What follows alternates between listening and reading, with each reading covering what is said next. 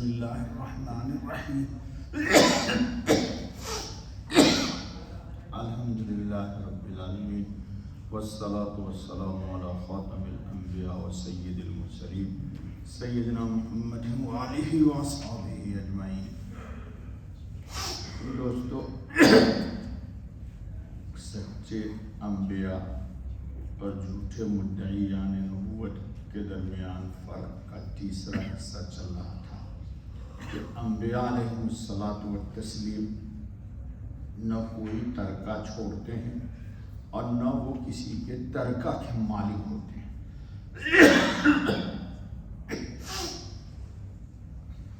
ختم نبوت کی ابدیت اور حرمت ازواج مطہرہ، عام بشر یعنی انسان جب مر جاتے ہیں تو ان کا ترکہ ان کے عزیزوں میں تقسیم ہو جاتا ہے، مگر حضرت صلی اللہ علیہ وسلم اور انبیاء علیہ السلام کی شان یہاں بھی مختلف نظر آتی ہے۔ ان کی میراث کسی کو نہیں ملتی، کن کی؟ انبیاء ہے، وہ سب راہ حق میں صرف کی جاتی ہے۔ سبحان اللہ، جو ہستیاں اپنی حیات میں دنیاوی طمع کا کوئی داغ اپنے دامن پر لگنا گوارا نہیں کرتی، یہ سن لیجیے، انبیاء علیہ الصلوۃ والتسلیم کی حیات میں اللہ یہ داغ ہی نہیں لگاتے کہ دنیا ان سے چپکی ہوئی تھی، یہ بہت بڑی بات ہے۔ ان کے لیے یہ بھی مناسب نہیں سمجھا گیا کہ ان کی وفات کے بعد بھی ان پر اس داغ کے لگانے کی کوئی دشمن جرأت کر سکے کہ فلاں نبی نے اتنا مال چھوڑا، اتنا دنیا چھوڑا۔ وہ آتے ہی ہیں معاد کے لیے، اس لیے دنیا کا کوئی مسئلہ ہی نہیں۔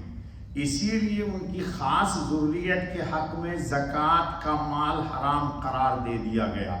اس میں حکمت یہی ہے کہ جو آل رسول ہوگا، اہل بیت سادات ہوگا، وہ مال زکوٰۃ اب اندازہ کر لینا چاہیے کہ ان کی موت عام انسان تو درکنار شہداء سے بھی کتنی ممتاز ہوتی ہے۔ شہداء کے حق میں قرآن کریم نے حیات کا لفظ گو استعمال فرمایا ہے اور ان کو رزق بھی ملنے کی بشارت قرآن کریم نے دی ہے، مگر ان کا ترکہ پھر عام انسانوں کی طرح ان کے عزیزوں میں تقسیم کر دیا جاتا ہے۔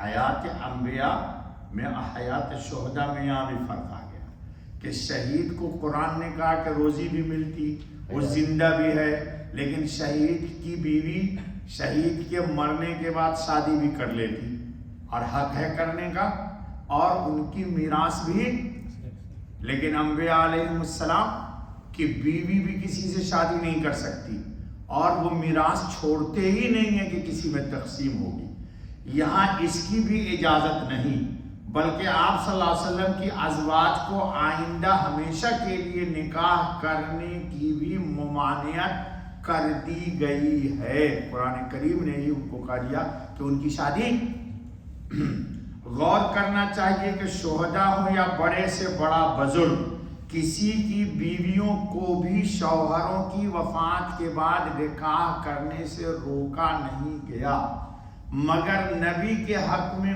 اس کو اتنا اہم سمجھا گیا کہ اس دفعہ کو خود قرآن کریم نے اعلان کروا دیا ہے، مگر ان کے حق میں یہ سخت دفعہ ان کی مرضی کے بغیر لگائی نہیں گئی۔ سنیے غور سے، یہ زبردستی قانون ان پر نہیں تھوپا گیا، بلکہ کیا ہوا آگے؟ بلکہ آپ صلی اللہ علیہ وسلم کی حیات میں ان کو اختیار دے دیا گیا تھا، وہ چاہیں تو دنیا کو اختیار کر لیں۔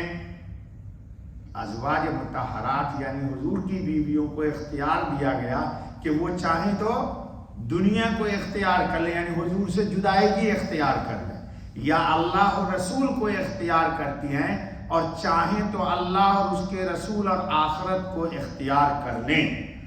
گویا اس میں اس طرف بھی اشارہ تھا کہ اگر انہوں نے دوسری صورت کو ترجیح دی، یعنی اللہ اور رسول کو اختیار کیا، تو پھر آئندہ نکاح کا ان کو کوئی حق نہیں رہے گا، کیونکہ انبیاء زندہ ہیں اور زندہ آدمی کی بیوی کی شادی نہیں ہوتی.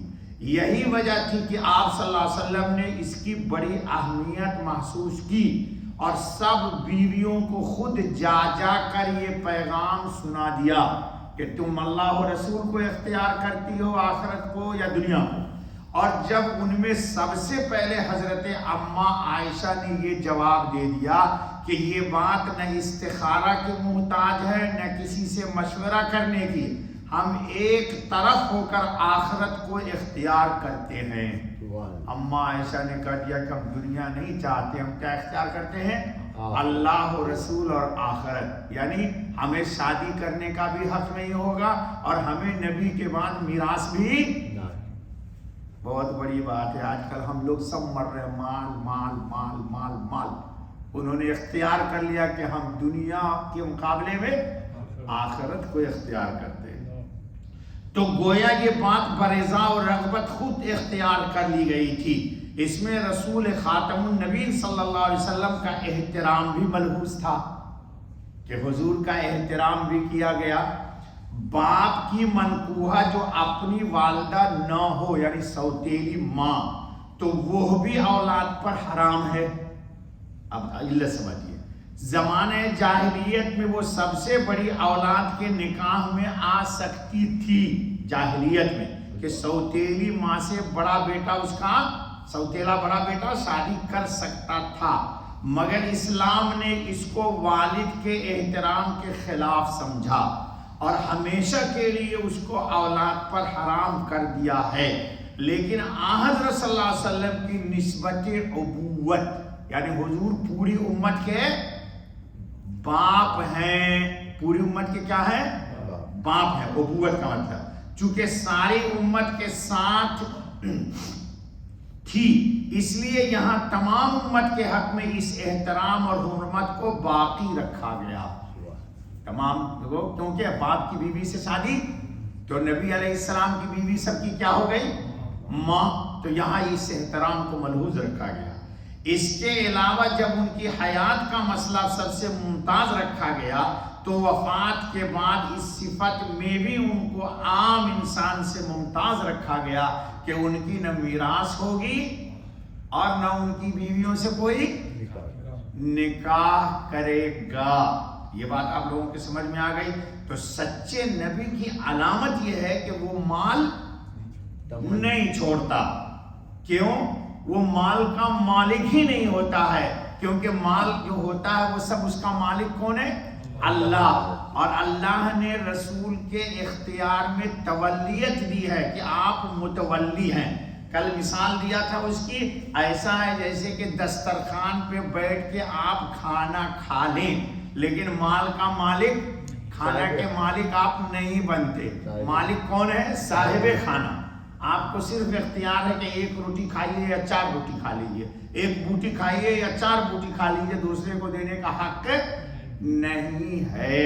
اللہ تعالی ہم سب کو صحیح عقیدہ عطا فرمائے. بس بابا سبحان اللہ و بحمدہ سبحان اللہ العظیم سبحانک اللہم و بحمدک اشہد ان لا الہ الا انت